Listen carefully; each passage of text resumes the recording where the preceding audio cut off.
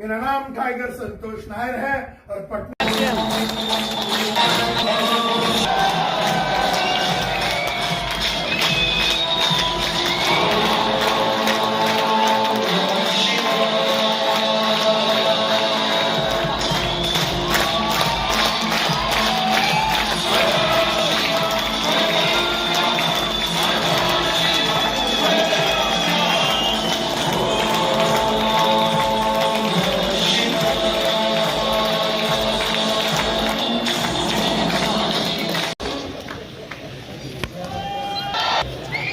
जय आश्रम। हम लोग थोड़ी देर में संतोष सेल्स के धुरंधर संतोष नायर जी का हम लोग पूरा स्पीच सुनेंगे।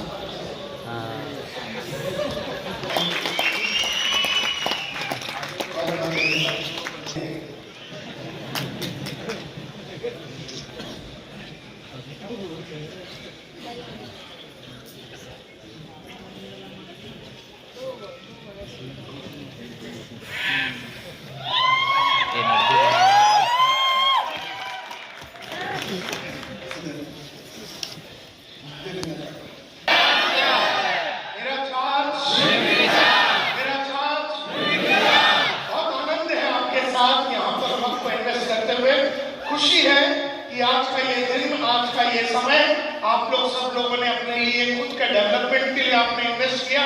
इसके लिए मैं आपका दिल से मोहब्बत से आपका अभिनंदन करता हूँ। Thank you very much. तो मेरे को ये बताइए, मुझे बड़ी खुशी है कि आप लोग यहाँ पर क्यों आए हैं। एक एक करके हाथ ऊपर करके बताएंगे कि आप यहाँ पर क्यों आए हैं। एक एक करके जिसको मैं पूछूंगा वही बताएगा। ये gentleman out here from the yes sir, आप क्यों आए हैं यहाँ पर? सेलिंग का स्किल सीखने के लिए आए हैं। यहाँ पर ये आए हैं, बोलते हैं कि हम सेलिंग का स्किल सीखना चाहते हैं। क्या नाम है आपका? सेलिंग का स्किल सीखना चाहते हैं।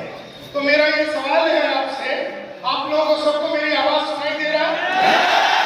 बीच बीच में मैं यहाँ पर जाऊंगा, स्टेज पे जाऊंगा, सब जगह पे जाऊंगा। तो विकास जी जो है यहाँ पर सेलिंग का स्किल सीखने के लिए आए हैं। तो मेरे को विकास जी ये बताइए, सेलिंग जो है, आपने कहा सेलिंग का स्किल सीखने आए हैं। मैं आपसे पूछना चाहता हूँ, सेलिंग जो है ये एक साइंस है कि ये आर्ट है कि ये क्या है, स्किल है? यानी मैं हिंदी में पूछता हूँ, क्या ये शास्त्र है, क्या ये कला है, क्या ये कौशल्य है? कला है। कोई नहीं बोलेगा।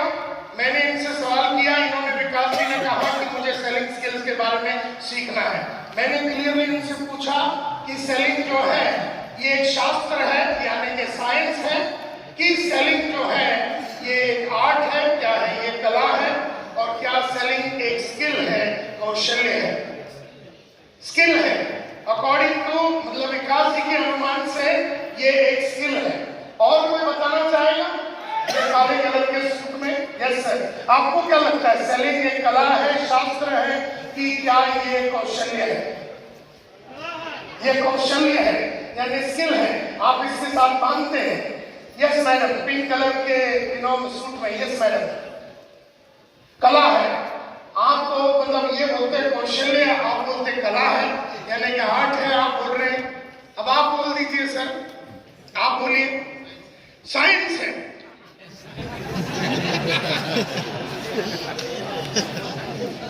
अब ये जेंटलमैन बोल रहे हैं कि एक साइंस है, एक लेडी बोलती है ये आर्ट है, और एक जेंटलमैन, दो जेंटलमैन बोल रहे हैं कि ये एक कौशल्य है। तो मेरे को बताइए, आपके हिसाब से सेलिंग जो है, कितने लोगों को लगता है ये एक साइंस है? कितने लोगों को लगता है ये साइंस है? 1 2 3 3.5 5। ओके, 5 जन को लगता है कि ये साइंस है। कितने लोगों को लगता है ये एक आर्ट है, ये एक कला है? ये बहुत सारे लोगों को लगता है कि ये कला है। और कितने लोगों को लगता है ये कौशल्य, स्किल है? ये बहुत कम लोगों को भी लग रहा है। यानी कि सबसे ज्यादा अपने को मार्क मिला है कि ये एक कला है। सबसे ज्यादा लोग बोलते हैं कि ये कला है, उससे कम लोग बोल रहे हैं कि ये एक कौशल्य है या स्किल है, और बहुत कम लोग बोल रहे हैं ये एक साइंस है। तो मैं आप लोगों को बताना चाहता हूं माय डियर फ्रेंड्स कि ये तीनों है। तीनों है। जिन लोगों ने कहा कि ये साइंस है वो भी करेक्ट, लोगों ने कहा कि ये एक आर्ट है वो भी करेक्ट है, और जिन लोगों ने कहा कि ये कौशल्य है वो भी करेक्ट है। माय डियर फ्रेंड्स, साइंस जो है, साइंस यानी कि साइंटिफिक स्टेप्स होते हैं। साइंस यानी कि शास्त्र जो है उसके साइंटिफिक स्टेप्स होते हैं। जैसे तबला, तबला वैसे तो लोग बोलेंगे कला है, लेकिन तबले में भी साइंस है। पहले साइंस को सीखना पड़ता है, आर्ट को मार्केट में प्रैक्टिस करना पड़ता है, और जब लंबे टाइम तक प्रैक्टिस करने के बाद जब आप अपनी चाहतों के हिसाब से रिजल्ट को प्रोड्यूस कर पाते हैं, जब अपनी चाहतों के हिसाब से आप रिजल्ट को प्रोड्यूस कर पाते हैं, तब जाके हम बोलेंगे कि आपके अंदर वो सेलिंग स्किल्स आ गया। सेलिंग स्किल्स का आ जाने का मतलब है कि आप अपनी चाहतों के हिसाब से, यदि आज आपको शाम के पहले 50 जन को जुटवाना है तो आपने 50 को जुटवा दिया, अपनी चाहतों के हिसाब से आपने जुटवा दिया। तब तक नहीं होगा जब तक स्किल की मास्टरी नहीं होगी, कौशल्य की मास्टरी नहीं होगी। यानी हमेशा याद रखिए कि सेलिंग एक साइंस है, इसकी साइंटिफिक स्टेप्स है, उसको कैसे किया जाएगा वो आर्ट है।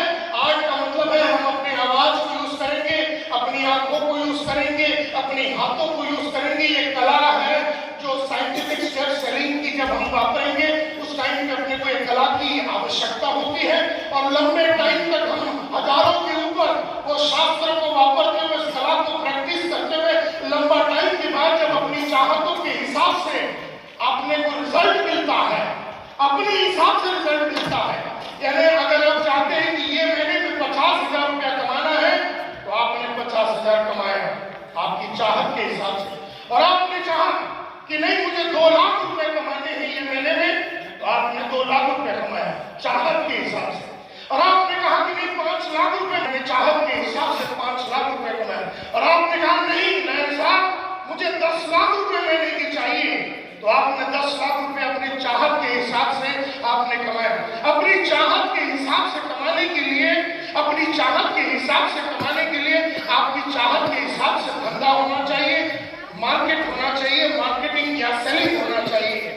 तो कहने का मतलब ये है कि विकास जी ने कहा ये एक कौशल्य है, मैं एग्री करता हूँ, और किसी ने कहा ये एक कला है, मैं एग्री करता हूँ, और मैं आज आपसे बताना चाहता हूँ ये एक साइंस भी है। Do you all agree?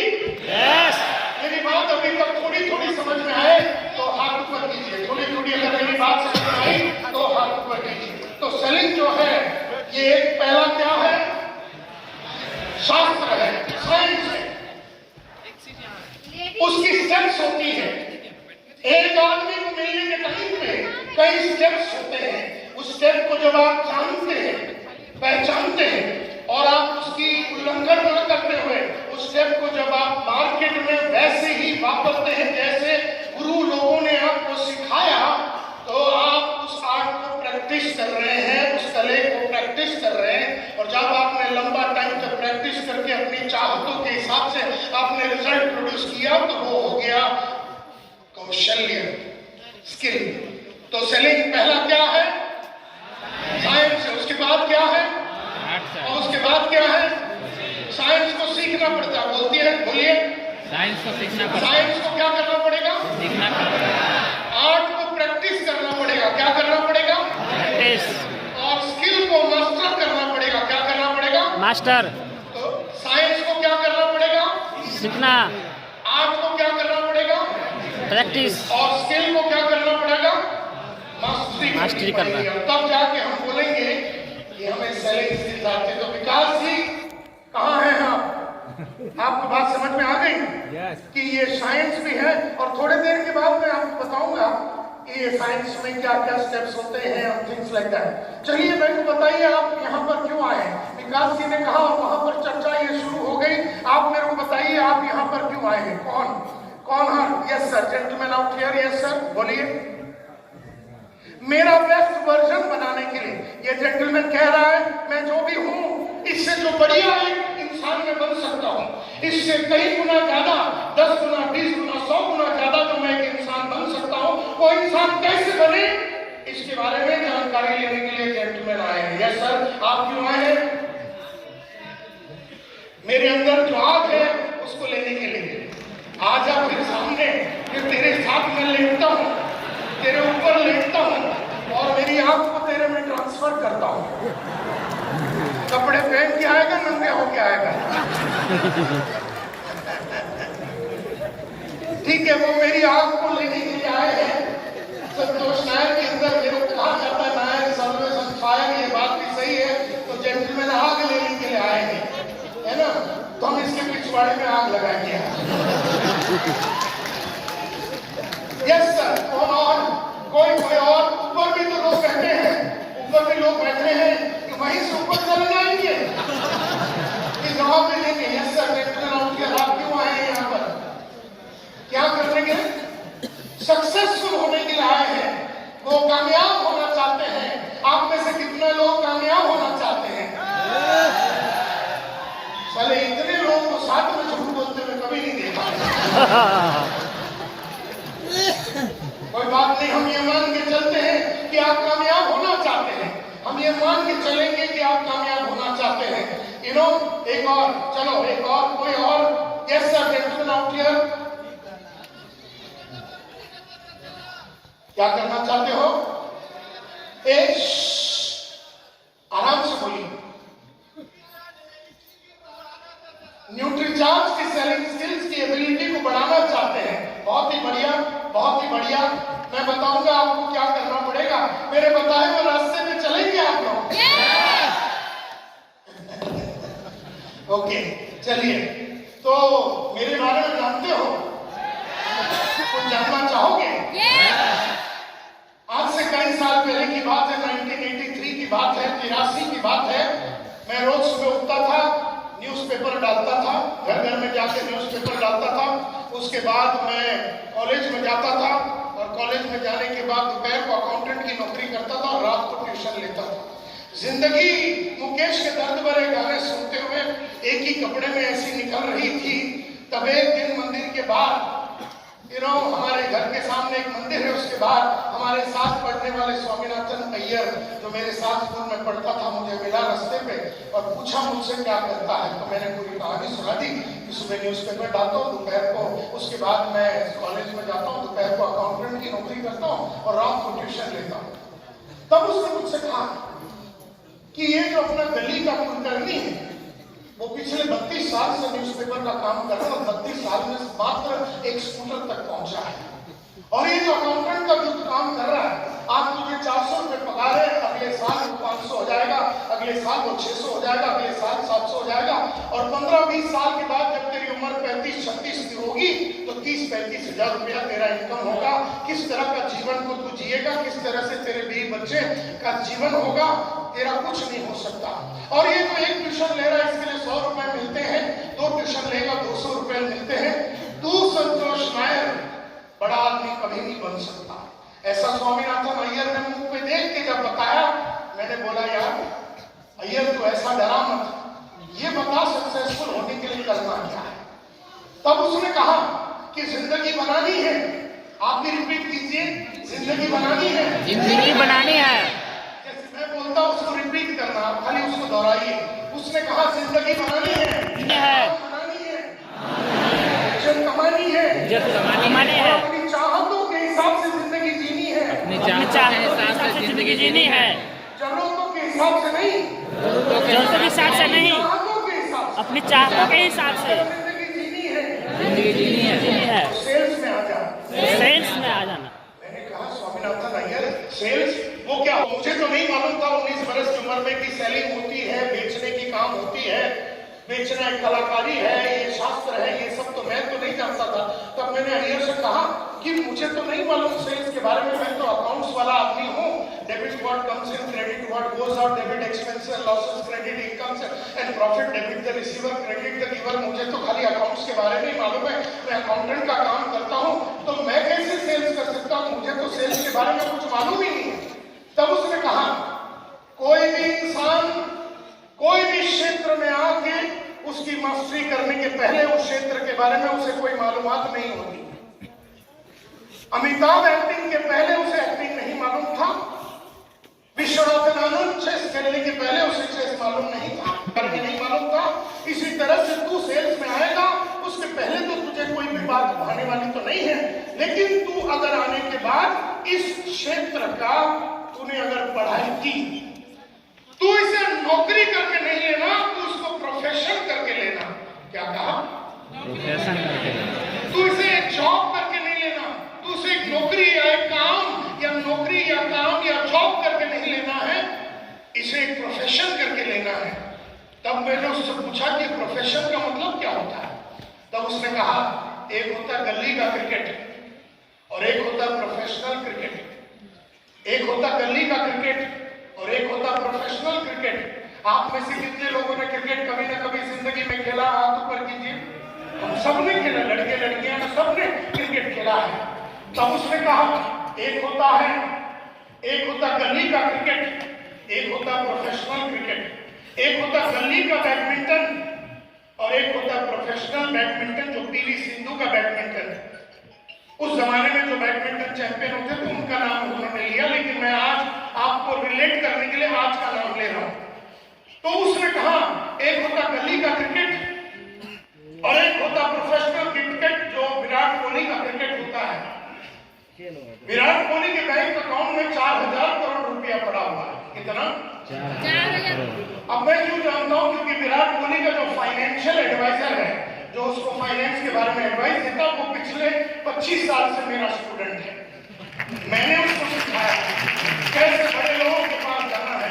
और आज जो फाइनेंशियल एडवाइजर है वो विराट कोहली को गाइड करता है कि पैसे कैसे संभालना है, कमाया हुआ पैसे को कहाँ लगाना है, और ये सब बातें वो करता है। कहने का मतलब ये है, तब उसने कहा कि एक होता है गली का क्रिकेट, एक होता है विराट कोहली का क्रिकेट जो कि प्रोफेशनल क्रिकेट होता है, एक होता गली का बैडमिंटन। आप में से कितने लोगों ने बैडमिंटन खेला है? कईयों ने बैडमिंटन खेला, हमने भी खेला है। तो एक होता गली का बैडमिंटन और एक होता पीवी सिंधु का बैडमिंटन। पीवी सिंधु जो हमारी कंट्री की सबसे लीडिंग बैडमिंटन प्लेयर है, उसके बैंक अकाउंट में 400 से 500 करोड़ रुपए पड़े बैडमिंटन खेलते हुए। एक होता गली का तबले वाला और एक होता है प्रोफेशनल तबले वाला। जाकिर हुसैन की मामला। गली का तबला वाला मुंबई शहर के अंदर, वहां पर बार्स होते हैं या जो भी होता है, बंबई के शहर के अंदर गली का तबले वाला बजाता है। शाम को 2 घंटे तबला, 1500 रुपया उसे मिलता है। और एक होता है जाकिर हुसैन, जो ऐसे बापू ऑडिटोरियम में आके शाम दे देता है 2 घंटे और 1 करोड़ रुपया लेता है। तो दोनों, तो एक को 1500 रुपया मिल रहा है, एक को 1 करोड़, यानी कि 25 लाख से 1 करोड़ रुपया लेता है जाकिर हुसैन एक शाम को 2 घंटे बजाने का। तो एक होता है गली का तबले वाला और एक होता है प्रोफेशनल तबले वाला। एक होता गली का सेल्समैन, स्वामीनाथन अय्यर ने कहा, और एक होता प्रोफेशनल सेल्स का बंदा जिसने सेल्स की मास्टरी की है। यानी पीवी सिंधु ने बैडमिंटन की मास्टरी की है, 8 घंटे रियाज करती है दिन में। जाकिर हुसैन सुबह 3 बजे उठता है और 8 बजे तक प्रैक्टिस करता है, 5 घंटे रियाज करता है। तो स्वामीनाथन अय्यर ने कहा एक होता है गली का चेस, जो आपने भी खेला है, शतरंज जो आपने भी खेला, हमने भी खेला है, और एक होता विश्वनाथन आनंद का शतरंज, और वो है प्रोफेशनल शतरंज खेलने वाला या चेस प्लेयर। कहने का मतलब ये है कि स्वामीनाथन अय्यर ने जब 1985 में ये बात कही कि जिंदगी बनानी है, नाम बनानी है, इज्जत कमानी है, शोहरत कमानी है, पैसे कमाने और अपने चाहतों के हिसाब से जिंदगी को जीनी है। यानी चाहत का मतलब है कि आज शाम को आपकी चाहत है कि आपको 20 लाख रुपए की गाड़ी खरीदनी है और आपने बैंक में से एक चेक काटा और आपने गाड़ी खरीदी, ये चाहत होती है। आपकी बेटी आई और कहा कि पापा मुझे सिंगापुर में जाके पढ़ाई करनी है, मुझे 50 लाख की जरूरत है। आपने एक चेक फाड़ा और आपने बेटी को दे दिया, बोले जा सिमरन जी ले अपनी जिंदगी। अब एक बाप वो होता है जो 50 लाख का चेक फाड़ के देता है या 20 लाख की चेक फाड़ के निकाल के अपना गाड़ी खरीद देता है, और एक बाप है जिसके पास उसकी बेटी या बेटा जाता ही नहीं पूछने के लिए, क्योंकि वो जानते हैं कि अपने बाप के पास ना 20 लाख है, ना 50 लाख है, ना इसके बैंक अकाउंट में 5 लाख रुपए नहीं पड़े। तो बेटा और बेटियां अपनी चाहतों को मार देते हैं। Are you getting my point? आप में से ऐसे कई इंसान हो सकते हैं जिनके बेटे बेटियां आप तक ये ख्वाहिश लेके भी नहीं आते हैं कि पप्पा हमें 50 लाख रुपए चाहिए, सिंगापुर जाके पढ़ाई करनी है। और एक हमारी बेटी है जो आई और हमसे कहा पप्पा 1 करोड़ रुपया चाहिए। मैंने कहा क्यों? तो बोले ऑस्ट्रेलिया में जाके पेटिसरी शेफ का कोर्स करना है। मैंने मम्मी के पास जाके पैसे ले लिए। मेरी दूसरी बेटी आई, बोले पप्पा मुझे 2 करोड़ रुपए चाहिए। मैंने कहा क्यों? तो बोले अमेरिका जाना है, हायर स्टडीज करनी है। मैंने मम्मी से पैसे ले लेने। थोड़े दिन पहले मेरी बीवी ने मुझे 10 बजे कहा कि 2-3 साल हो गए मैं ये गाड़ी चला रही हूँ, मुझे बड़ी ख्वाहिश है स्कोडा गाड़ी खरीदने का। मैं बोला 4 बजे चलते। उसने कहा कहाँ? मैंने गाड़ी खरीद। इसका मतलब है कि अगर आपकी बीवी को चाहत आई 10 बजे सुबह, तो डिलीवरी शाम को 4 बजे हो जाना चाहिए। अगर आपकी बेटी को 10 बजे सुबह जाना है या बेटे को किधर जाना है, हायर स्टडीज करनी है, और अगर आपको एक चाहत आ गई कि पटना में एक प्लॉट लेना है, 1 करोड़ रुपए का प्लॉट मिलता है समझो, और आपको एक प्लॉट लेनी है, तो आपने अपनी चाहत के हिसाब से वो प्लॉट को ले लिया। तो चाहतों के हिसाब से जिंदगी अगर जीनी है और जरूरतों के हिसाब से नहीं। जरूरतों के हिसाब से देखा जाए तो हम ट्रेन में भी ट्रैवल कर सकते हैं। जरूरतों के हिसाब से देखा जाए तो पटना में भी बहुत सारे कॉलेज हैं जहां हमारी बेटी पढ़ सकती है। पटना में भी बहुत सारे कोर्सेज हैं जहां हमारी दूसरी बेटी पढ़ाई कर सकती है। लेकिन वो तो फिर जरूरत वाली बात हो गई। वो तो वो बात नहीं है ना कौन सी वाली, चाहत वाली बात ही नहीं। तो हमारी बीवी ने अगर हमारी उसकी चाहत को मार दी, हमने हमारी चाहत को मार दी, और अगर हमारे बच्चों ने उनके चाहत को मार दिया, तो जिंदगी में जो बड़े मस्त चीज होते हैं जो हम जैसे लोगों के लिए बनाया गया है, और आरसीएम के माध्यम से, न्यूट्रीचार्ज के माध्यम से हम उन सपनों तक पहुंच सकते हैं। लेकिन मात्र तभी जब हम इसे एक प्रोफेशन करके चुनेंगे, इसे एक नौकरी या काम करके नहीं चुनेंगे। Are you with me? Swaminathan Aiyar ने मुझसे कहा कि अगर जिंदगी बनानी है, नाम बनानी है, चाहतों के हिसाब से जिंदगी जीनी है, जरूरतों के हिसाब से नहीं, तो आपको सेल्स में आना पड़ेगा। तब मुझसे मैंने कहा कि मुझे तो सेल्स के बारे में नहीं मालूम। तो उसने कहा सेल्स के बारे में मालूमात कर। सेल्स की बहुत सारी किताबें हैं, बहुत सारे ऑडियोस और वीडियोस है, तो उसे खरीद, 1 बाय 1 खरीद और उसकी मास्टरी कर। तब से लेके उसके बाद के कई साल तक हमने सेल्स के 400 किताबें खरीदी। 400 किताबें खरीदी, 1250 वीडियोस और ऑडियोस हमने खरीदा, और उसे सारे चीजों को चाट के पढ़ के हमने सेल्स की मास्टरी की। तो कहने का मतलब यह है कि स्वामीनाथन अय्यर ने जब कहा कि सेल्स एक प्रोफेशन है, इसे एक नौकरी या काम, नेटवर्किंग एक प्रोफेशन है जो आपने ले लिया है। नेटवर्कर जो एक सेल्स का काम है, आप उस लाइन में चाह के या ना चाहते हुए भी आए होंगे, कोई बात नहीं, लेकिन अभी आपने एक काम को ले लिया है। इसको एक काम करके लेना है कि एक प्रोफेशन करके लेना है, ये आपके हाथ में है। आप इसको एक काम करके लेंगे, मजबूरी करके लेंगे, कि आप इसको एक प्रोफेशन करके लेंगे? बताइए। और अगर आपने प्रोफेशन करके लिया तो एवरीथिंग इज पॉसिबल। अगर आपने इसको एक प्रोफेशन करके लिया और उस प्रोफेशन की मास्टरी करने के लिए आप कई घंटे देने के लिए तैयार है, जैसे जाकिर हुसैन 5 घंटे रियाज करता है, सुबह 3 बजे से लेकर 8 बजे तक 5 घंटे रियाज करता है। पीवी सिंधु बैडमिंटन चैंपियन 8 घंटे रियाज करती है दिन का। खेलने के पहले 8 घंटे का प्रैक्टिस कई महीनों तक चलता रहता है, उसके बाद खेल के लिए उतरती है। इसी तरह से विराट कोहली 3.5 घंटे रोज नेट प्रैक्टिस करता है। क्रिकेट जो कि बचपन से वो खेलता है, लेकिन नेट में प्रैक्टिस करता है 3.5 घंटे, और 2 घंटे जिम जाके बॉडी के ऊपर काम करता, 5.5 घंटे खड़ा ये काम करने के बाद जब वो फील्ड में उतर के सेंचुरी लगाता है और लोग उसको करोड़ों रुपया देते हैं और 4,000 करोड़ रुपया जो उसके बैंक में पड़ा हुआ है वो इसलिए क्योंकि वो रियाज करता है।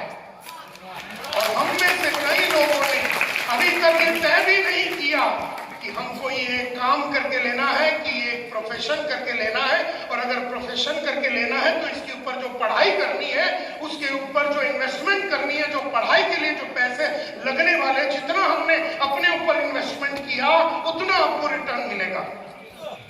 मैंने पिछले 40 सालों में इसके ऊपर, संतोष नायर के ऊपर 1,64,00,000 रुपया लगाया पढ़ाई के लिए।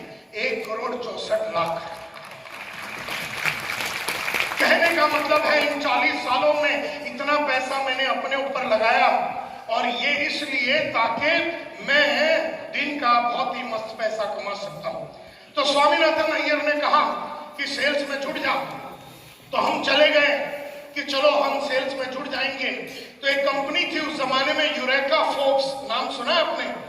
यूरेका फोर्ब्स जो वैक्यूम क्लीनर, साफ सफाई की मशीन बेचती है, और एक्वागार्ड जो वाटर प्यूरिफायर बेचती है, ये 2 चीज बेचने वाली यूरेका फोर्ब्स के कंपनी में हम चले गए और वहां पर हमारा इंटरव्यू हुआ, और इंटरव्यू में हमें रिजेक्ट कर दिया गया।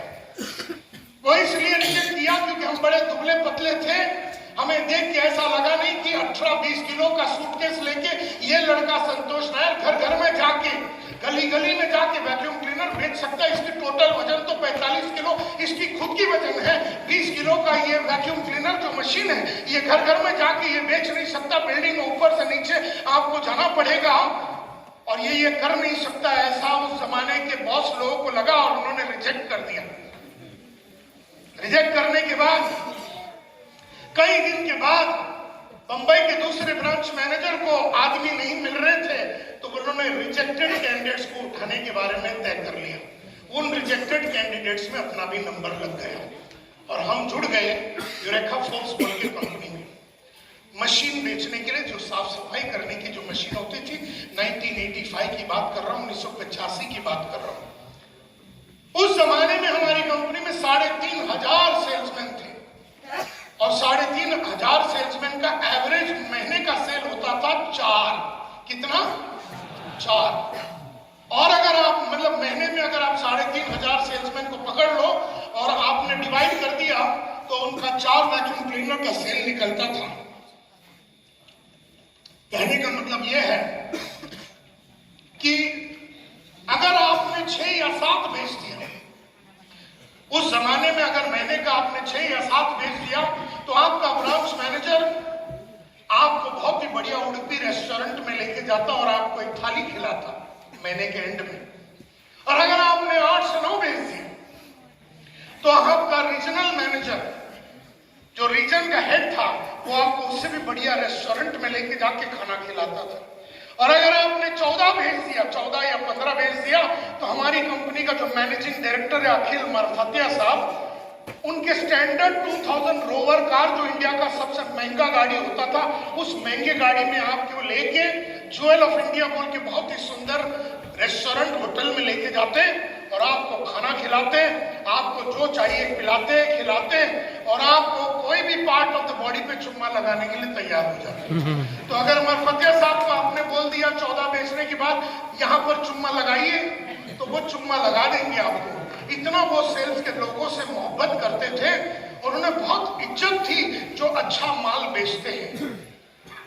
अब ये बात थी 1985 की। उस जमाने में 5 दिन की बहुत सुंदर ट्रेनिंग हुई। ट्रेनिंग में सबसे पहला सिखाया गया कि जिंदगी में गोल कैसे सेट करते हैं, लक्ष्य कैसे सेट करते हैं।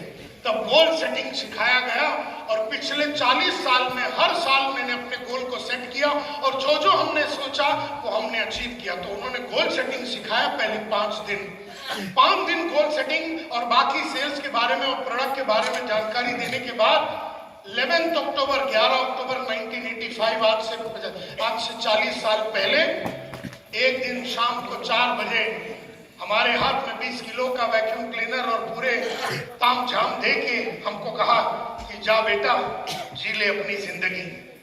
और हम उतरे 4 बजे 1985 में 11 अक्टूबर को।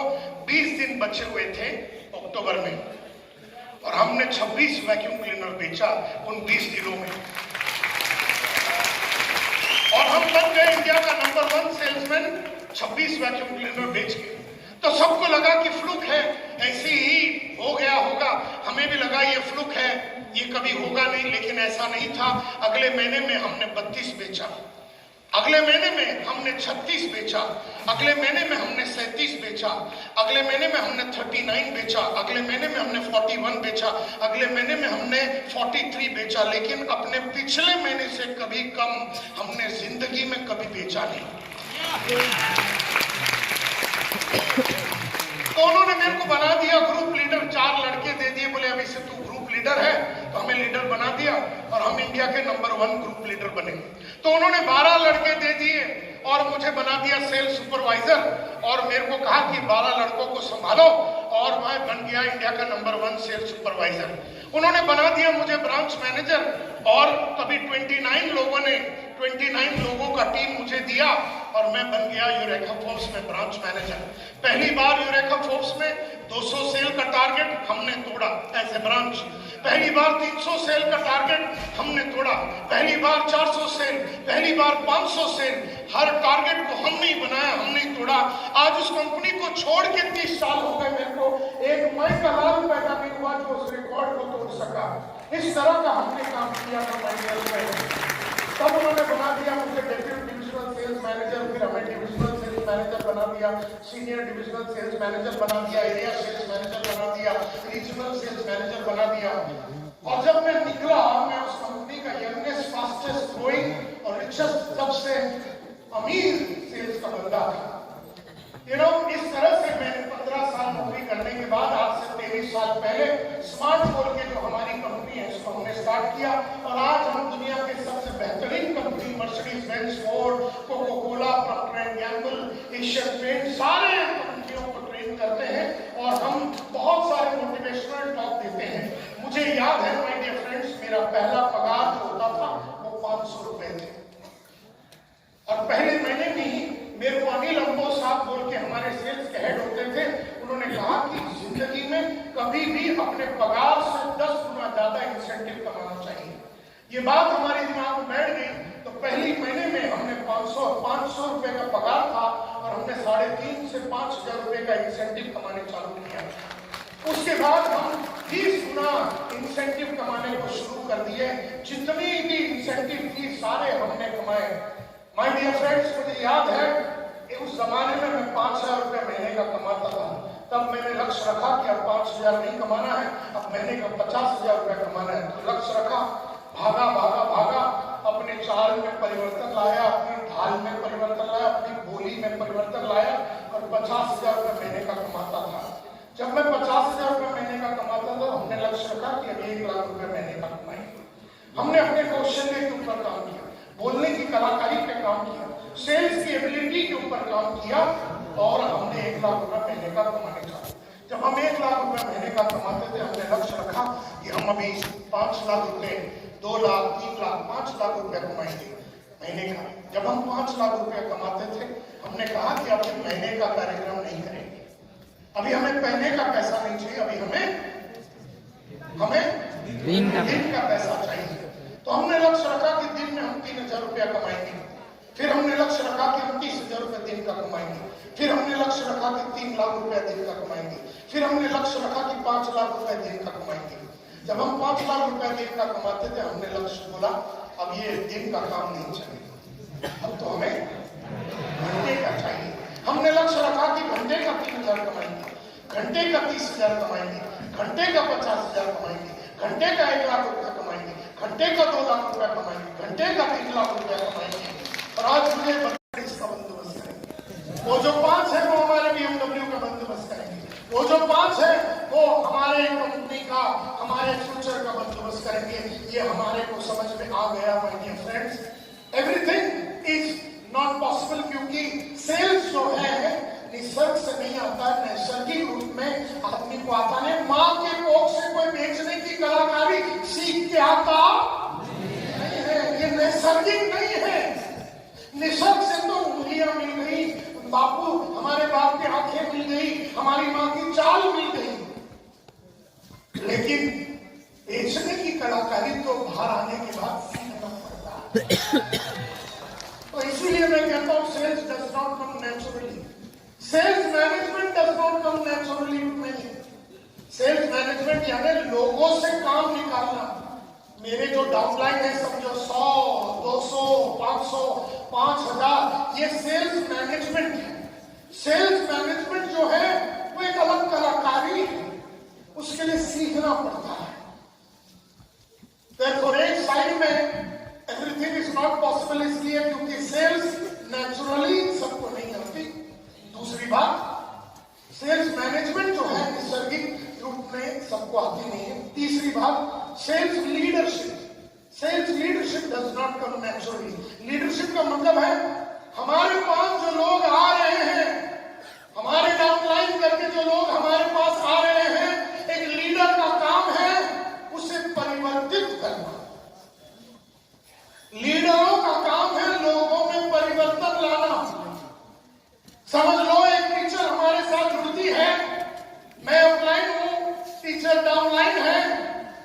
अब टीचर हमारे साथ के जुड़ती है तो टीचर में तीन चीजें नहीं है, ना सेल्स है, ना सेल्स मैनेजमेंट है, ना सेल्स लीडरशिप है।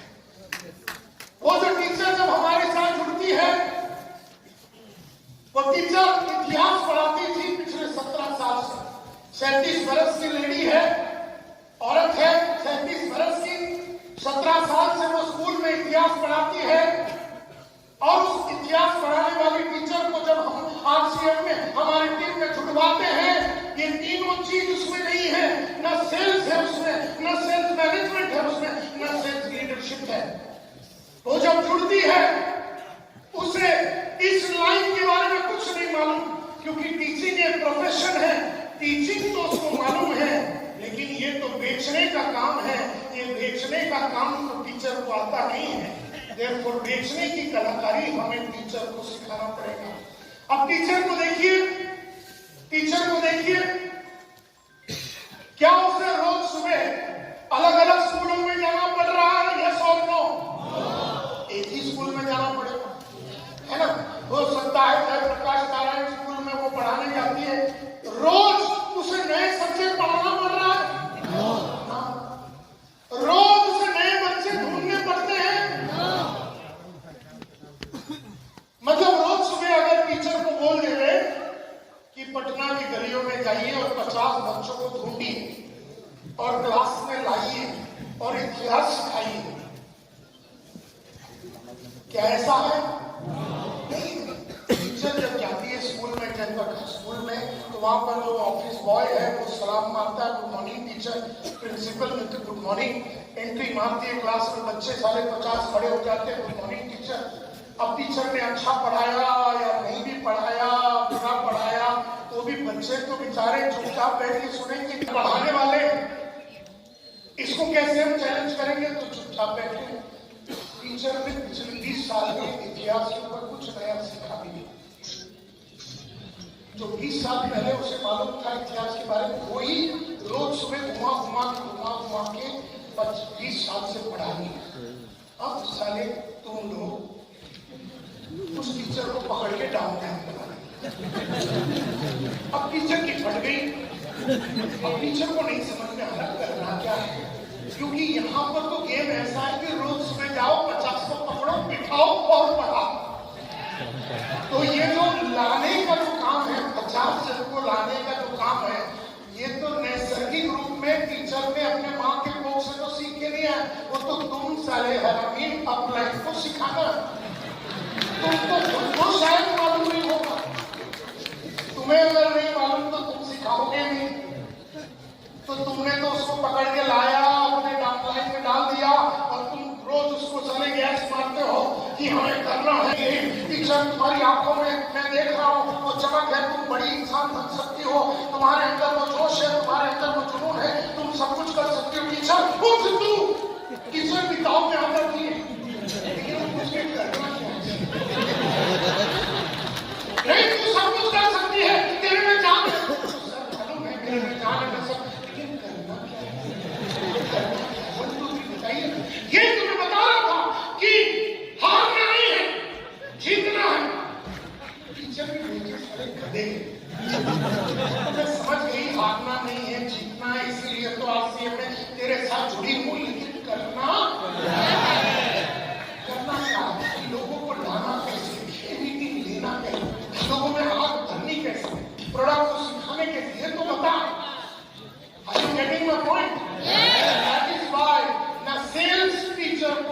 आती है नैसर्गिक, न तुम्हें आती है नैसर्गिक।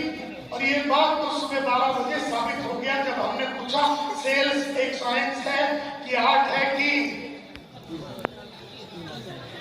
कौशल्य है, तो उसकी को विकास में तो बता दी कि कौशल्य। अभी तो हमको भी नहीं मालूम कि सेल्स क्या है और कहने के लिए बोलते हैं कि हम 15 साल से इसी में हैं, मतलब 15 साल से हम फिर भी राज कर रहे हैं, है ना। भले ही हमको ये सारी बातें मालूम नहीं है फिर भी हम राज कर रहे हैं। तो कहने का मतलब ये है माय डियर फ्रेंड्स, कहने का मतलब ये है कि सेल्स लीडरशिप यानी अब टीचर को बदलना है, टीचर में परिवर्तन लाना है, टीचर को रूपांतरित करना है। टीचर 37 वर्ष की है, उससे कितने साल से टीचर का काम कर रही है? 17 साल से।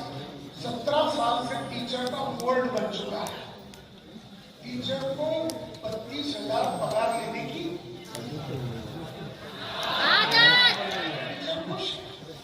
टीचर के कोई सपने नहीं।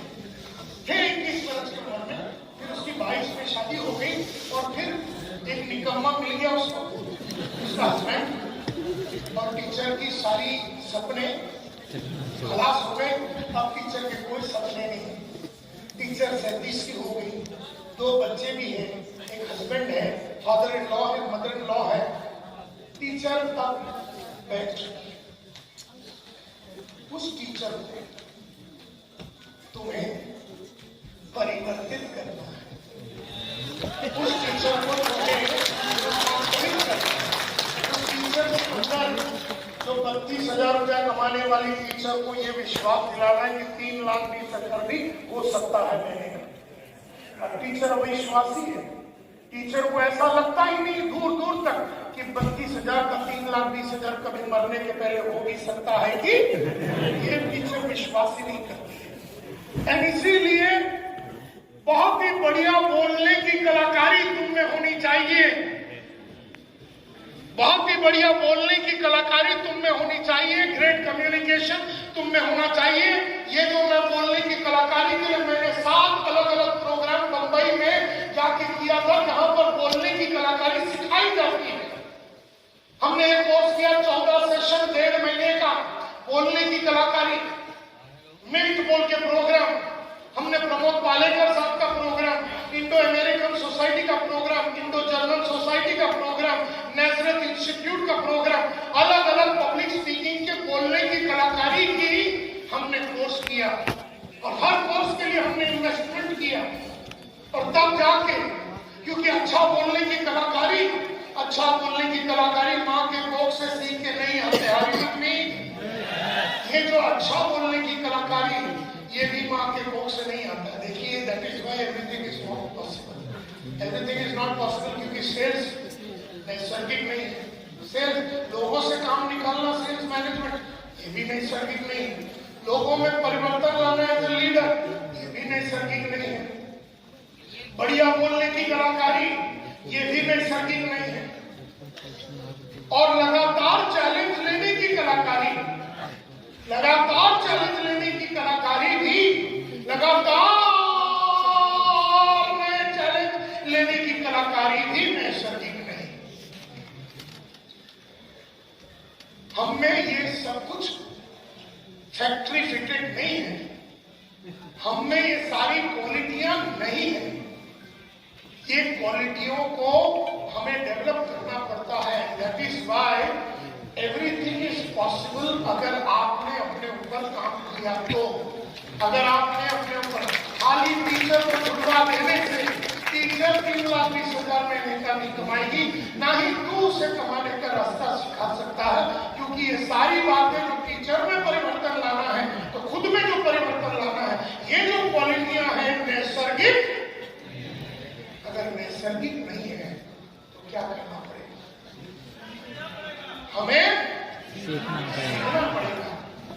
कुछ क्वालिटियां हम में होगी, शायद हम अच्छा रिश्ता बना सकते हैं। कुछ क्वालिटियां हम में होगी, शायद हम थोड़ा बहुत अच्छा बोल लेते हैं। लेकिन सारी जो क्वालिटियां हैं इसको सीखना पड़ेगा। एंड देयरफॉर आपको बनानी पड़ेगी एक loudly foundation.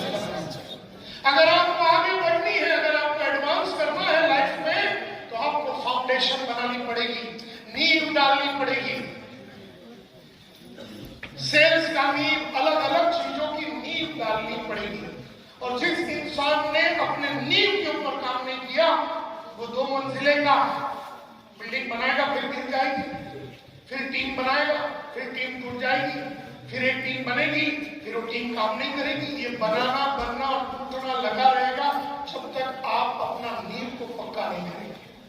And therefore, a foundation has to be laid. आपको एक फाउंडेशन बनाना पड़ेगा और therefore बहुत चीजों पे आपको हावी होना पड़ेगा। आपको बहुत चीजें many things have to be conquered. कई चीजों के ऊपर आपको जीत हासिल करनी पड़ेगी अगर आपको जिंदगी में आगे बढ़ना। आप में से कितने पैसा कमाना चाहते हैं, जिंदगी बनाना चाहते हैं, अपनी चाहतों के हिसाब से जिंदगी जीना चाहते हैं, लगातार आगे बढ़ना चाहते हैं, सच के रास्ते पे खेलना चाहते हो, बड़ा लीडर बनना चाहते हो, लोगों से काम निकालना चाहते हो, तो अपनी फाउंडेशन को पहला बनाइए। सन 2024 को अपना ये पहला साल बनाइए कि ये साल से मैं अपने फाउंडेशन के ऊपर काम करूंगा, मैं अपनी नींव बनाऊंगा। पहले एक बढ़िया आज देखिए मैं 7 का हो गया, नींव बनाने चालू किया था मैंने 40 साल पहले। 40 साल पहले और 40 साल पहले मतलब पहले 5 साल में मैंने बहुत सॉलिड नींव बनाई। उन 5 सालों में मैंने जितने भी ऑडियो मिले, जितने वीडियो मिले, जितने कोर्स थे मुंबई शहर के अंदर और अलग अलग शहरों में, सब मैंने कर डाले। क्योंकि मेरे गुरु सिंह जिगलर साहब ने कहा कि जितना भी कमाते हो उसका 15% अपने ऊपर डेवलपमेंट के लिए लगाइए। तो उन्होंने कहा 1000 रुपया कमाते हो महीने का तो 1500 रुपए का ऑडियो वीडियो या किताब या कोई ट्रेनिंग प्रोग्राम करें। अगर आप 10,000 रुपया कमाते हो तो 1500 रुपया का कोई किताब ऑडियो वीडियो कोई प्रोग्राम महीने का। अगर आप 1 लाख रुपया कमाते हो तो 15,000 रुपया अपने ऊपर लगाइए। जैसे आपने 15,000 रुपया अपने ऊपर लगाया, जब आप 1 लाख रुपया कमा रहे थे, आप 5 लाख की तरफ निकल गए। यानी 1 लाख कमाने वाले ने 15,000 रुपये ऊपर डाला तो 1 लाख कितना बन गया? 5 लाख। लेकिन 15,000 रुपया बचाओगे तो थोड़े टाइम के बाद ये 1 लाख रुपया भी आना बंद हो जाएगा। ये याद रखिए, क्योंकि जब आप अपने ऊपर काम नहीं करते हो तो आपके अंदर की सारी क्वालिटियां एक एक करके मरने चालू हो जाती है। एंड देयरफॉर आज 1 लाख रुपया कमाने वाला आदमी कल 90,000 पे चला जाएगा, परसों 75,000 पे चला जाएगा, क्योंकि उसने जब 1 लाख कमाया था अपने ऊपर इन्वेस्टमेंट नहीं किया। 1 लाख से 5 लाख की तरफ निकल जाना चाहिए। ये बहुत इंपॉर्टेंट बात है। एंड माय डियर फ्रेंड्स, तो बहुत सारी चीजों के ऊपर आपको जीत हासिल करनी पड़ेगी और खास करके एक चीज जो है, जो सबसे पहला आपको जीत हासिल करनी पड़ेगी और वो चीज है एक बीमारी, एक डिजीज, जिसके ऊपर आपको जीत हासिल करनी होगी। अब वो डिजीज के बारे में मैं आपसे बात करने वाला हूँ, उस बीमारी के बारे में, उस रोग के बारे में मैं बात करना चाहता हूँ।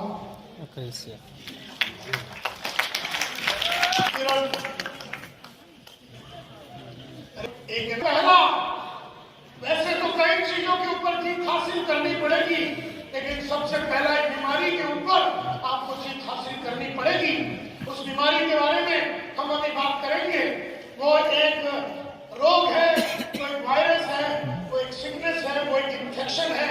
उस बीमारी की वजह से तुम बहुत कुछ कर नहीं पाए आज तक। वो बीमारी तुम में है, वो डिजीज तुम में है, हम में है, हम सब में वो डिजीज है। उस रोग के कारण हम वो करते हैं जो करना नहीं चाहिए और वो नहीं करते हैं जो करना चाहिए। क्या करते हैं हम वो करते हैं जो करना नहीं चाहिए। बोलिए जोर से, हम वो करते हैं जो करना नहीं चाहिए, हम वो नहीं करते हैं जो करना चाहिए। अब मैं 4 वाक्य यहाँ पर बताऊंगा और आपको कहना है कि इस इंसान को हम क्या कहेंगे। Are you ready? यस। इस इंसान को क्या कहोगे? He who knows not and knows not that he knows not। वो जानता नहीं है और वो जानता नहीं है कि वो जानता नहीं है। ये आदमी जानता नहीं है और वो जानता नहीं है कि वो जानता नहीं है। He does not know and he does not even know that he does not even know इस आदमी को तुम क्या कहोगे? इस आदमी को तुम क्या कहोगे जो जानता नहीं है और जानता भी नहीं है कि वो जानता नहीं है? इसको क्या कहोगे? हाथ ऊपर करके बताइए। Yes sir, gentleman out there, आप बताइए। उस आदमी का नाम बताइए। मूर्ख, एब्सोल्युटली। वो जानता नहीं है और वो जानता नहीं है कि वो जानता नहीं है। मतलब ये वो आदमी है जिसको ये भी नहीं मालूम कि उसको क्या नहीं मालूम। उसे मालूम भी नहीं है और उसे मालूम भी नहीं है कि उसे मालूम। अच्छा बोलिए, उसे मालूम नहीं है, मालूम भी नहीं है, उसे मालूम नहीं है, मालूम नहीं है, उसे मालूम नहीं है। इस आदमी को क्या कहोगे? एकदम बेवकूफ। और बेवकूफ यानी कि ब्लडी फूल, यानी कि बेवकूफ आदमी है। क्या आप एक आवाज, आप जब भी इसको मिलेंगे आप इसको क्या करेंगे? बदला देंगे, आप उसको अवॉइड करेंगे। तो ही इज अ ब्लडी फूल, तो यू विल शन हिम, आप इसको अवॉइड करेंगे। अब आगे चलते हैं। He who knows not but knows that he knows not, वो जानता नहीं है लेकिन जानता है कि वो जानता नहीं। उसे मालूम नहीं है लेकिन उसे मालूम है कि उसे मालूम नहीं है। ये आदमी वो पहले वाले से बेहतर है, यस और नो? पहले वाले से बेहतर। वो तो पहले वाले को तो मालूम भी नहीं था कि मालूम नहीं है कि मालूम नहीं है। इसको कम से कम मालूम नहीं है लेकिन इसे मालूम है कि मुझे मालूम नहीं है। तो इसको क्या कहोगे? ये क्या बोले मैडम? हाँ, इसे सिखाया जा सकता है। तो ये क्या है? ये छोटा सा बच्चा है। Absolutely right. जैसे मुझे ये लैपटॉप चलाना नहीं आता, समझो मुझे ये लैपटॉप चलाना नहीं मालूम। He who knows not, मुझे मालूम नहीं है लैपटॉप चलाना। मुझे मालूम नहीं है लैपटॉप चलाना, मुझे मालूम है कि मुझे लैपटॉप चलाना नहीं आता। और आपको लैपटॉप चलाना आता है तो आप मेरे को क्या कर सकते हैं? आप मेरे को, तो मैं कैसा हूँ? छोटा बच्चा हूँ। एंड देयरफॉर मुझे कार चलाना नहीं आता और मैं जानता हूँ कि मुझे कार चलाना नहीं आता। He who knows not and knows not that he who knows not but knows that he knows not, वो जानता नहीं है कि मुझे मालूम है गाड़ी नहीं चलाने आता मुझे, और मुझे ये मालूम है कि मुझे नहीं आता है। और आपको गाड़ी चलाना आता है तो आप मेरे को सिखा सकते हैं। Are you with me? तो पहला वाला आदमी इज अ फूल, आपने उसको भगा दिया। दूसरा जो है वो एक छोटा बच्चा के मफत है। He is like a small child, और उसे सिखाया जा सकता है, उसे रास्ता दिखाया जा सकता है। उसमें सीखने की अगर चाहत है तो उसे रास्ता दिखाया जा सकता है। अब हम चलते हैं तीसरा और बहुत ही important. Are you ready? Yes. ये है he who knows not, he who knows but knows not that he knows। वो जानता है लेकिन घूम कैसे रहा है कि उसे मालूम। वो जानता सब कुछ है लेकिन घूम ऐसे रहा है कि उसे मालूम नहीं। इसे क्या कहोगे? ये जो है ये आदमी, इसको मालूम है कि रोज सुबह उठना है और चलने जाना है लेकिन ये जाता नहीं है। ये मालूम है, इसको मालूम है कि रोज सुबह उसे योगा करना है लेकिन वो करता नहीं है। उसे मालूम है कि मुझे पढ़ना है लेकिन वो पढ़ता नहीं है। उसे मालूम है कि रोज लिस्ट बनानी है, रोज फोन कॉल करनी है, रोज नए लोगों को मिलना है, लेकिन वो रोज लिस्ट नहीं बनाता, रोज फोन कॉल नहीं करता और रोज मार्केट में नहीं जाता। उसे मालूम है कि मंडे भी काम करना है, ट्यूसडे भी काम करना है, वेडनेसडे भी, सोमवार मंगलवार हर दिन काम करना है, लेकिन वो हर दिन काम नहीं करता। उसे मालूम है कि झूठ नहीं बोलना चाहिए लेकिन वो झूठ बोलता है। उसे मालूम है कि बड़े लोगों के पास जाके न्यूट्री चार्ज बेचना चाहिए और छोटे लोगों के संगत में दूसरे प्रोडक्ट्स बेचना चाहिए, और बड़े लोगों के पास जाने की कलाकारी सीखना चाहिए लेकिन वो सीखता नहीं है। उसे मालूम है कि उसको अपने टीम की ट्रेनिंग करनी चाहिए लेकिन वो टीम का ट्रेनिंग करता नहीं है। उसे मालूम है कि उसे रोज दाढ़ी करनी है, वो दाढ़ी करता नहीं है। उसे मालूम है कि उसे चैलेंज लेना है, उसको चैलेंज लेना चाहिए, लेकिन वो लेता नहीं है। उसे मालूम है कि पिछले 3000 साल से वो गोल्ड पे बैठा है। उसे मालूम है कि गोल्ड से स्टार गोल्ड पे जाना है, स्टार गोल्ड से उसको प्लेटिनम में जाना है, वहां से स्टार प्लेटिनम में जाना है, वहां से उसे पर्ल पे जाना है, वहां से स्टार पर्ल पे जाना है, उसे एमराल्ड पे जाना है, स्टार एमराल्ड पे जाना है, उसे रूबी में जाना है, स्टार रूबी में जाना है। उसे मालूम है कि उसे सफायर पे जाना है, स्टार सफायर पे जाना है, डायमंड पे जाना है, मैं उस पे स्टार डायमंड पे जाना है। उसको साले को सब मालूम है, लेकिन घूम ऐसा रहा है कि जैसे उसे कुछ भी मालूम नहीं है। इस आदमी को क्या कहोगे? वो क्या कर रहा है? वो क्या कर रहा है? वो क्या कर रहा है? वो क्या कर रहा है? वो क्या कर रहा है? वो क्या कर रहा है? तो उसे मालूम है कि उसे क्या क्या करना है। उसे मालूम है कि उसे जूम में मीटिंग लेना है, लेकिन जूम मीटिंग लेता नहीं है। उसे मालूम है कि उसे टेक्नोलॉजी के बारे में सीखना चाहिए, लेकिन वो सीखता नहीं है। वो क्या कर रहा है? Yes madam, yes madam. वो क्या कर रहा है? वो आलसी है, तो मैं जान रहा हूं वो क्या है। वो क्या कर क्या रहा है? साहब सोया हुआ है। एब्सोल्युटली राइट, सोया हुआ है ना। बैठ जाइए, बैठ जाइए। बिल्कुल राइट, वो एकदम सोया हुआ है। अब सोया हुआ आदमी को क्या करना पड़ेगा? उसे क्या करना पड़ेगा? सोया हुआ आदमी को जगाना पड़ेगा। तेरा नाम क्या है?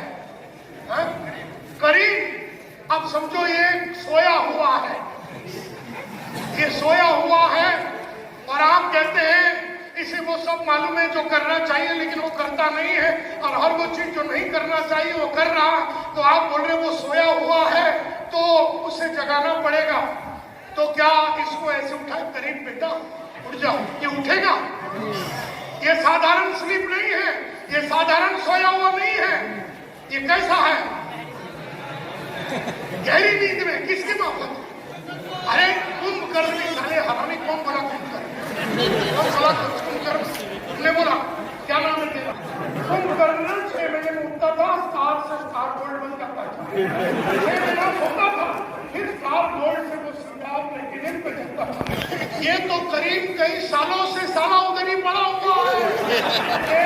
6 महीने में उठ के पढ़ाई लिखाई करके कुछ न कुछ कांड करता था। ये कई सालों से सोया हुआ है। करीब क्या करना पड़ेगा इसे क्या करना पड़ेगा? लात जगाना पड़ेगा। नहीं, इसे लात मारना पड़ेगा। कहां पर लात मारना पड़ेगा? कहां पर लात मारना पड़ेगा? उसके पिछवाड़े पे। अब तुम सब लोग समझ गए मैं मुंबई से क्यों आया हूं।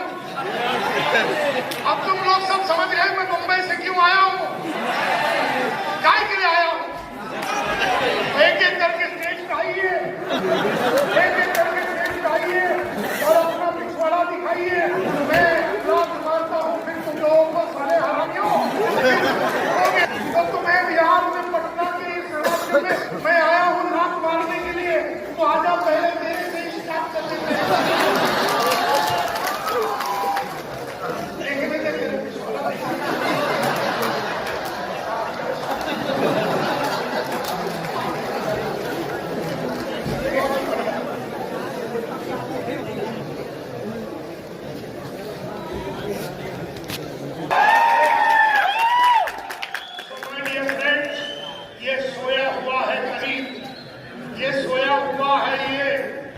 ये मिश्रा सोया हुआ है, ये गरीब सोया हुआ है।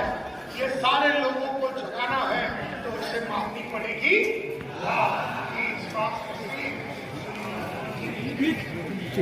ये वो सब कर रहा है, उसे करना नहीं चाहिए। वो सब नहीं कर रहा है, तो उसे करना। उसे मालूम है कि उसकी बोलने की कलाकारी को डेवलप करनी चाहिए, लेकिन उसने अपनी बोलने की कलाकारी के ऊपर काम नहीं किया। अब लास्ट वाला,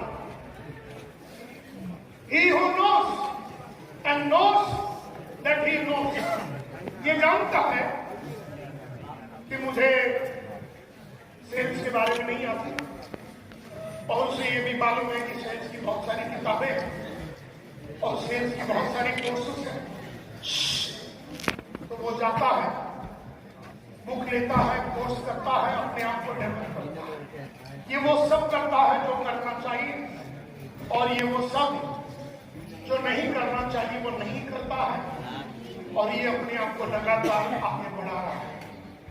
He who knows and knows that he knows, वो जानता है और वो जानता है क्या क्या करना है, और जो जानता है उसके ऊपर वो काम कर रहा है, वो अपने आप को बना रहा है। इस आदमी को तुम क्या कहो? एक एक करके हाथ ऊपर करके आप ऐसे चिल्लाएंगे तो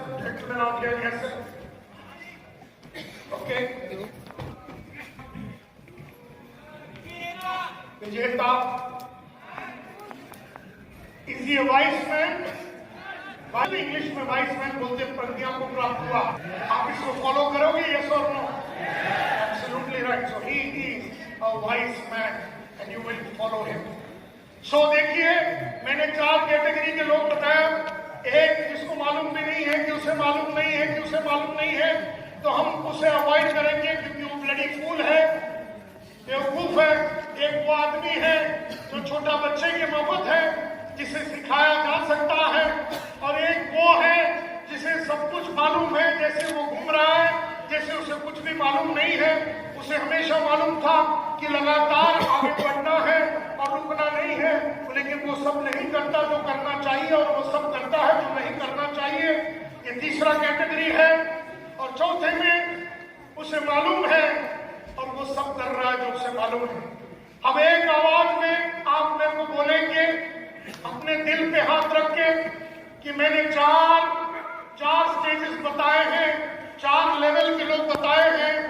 आपको एक आवाज में जब मैं पूछूंगा, अभी नहीं, जब मैं पूछूंगा तब आपको बोलना है। एक आवाज में आपको बोलना है।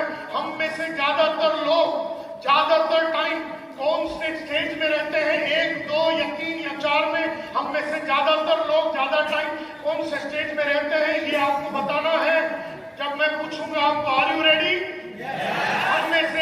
हम में से ज्यादातर लोग ज्यादातर टाइम कौन से स्टेज में रहते हैं? ज्यादातर टाइम स्टेज नंबर 3 में मुद्दतों तक बैठने का मतलब है हमें लग गई है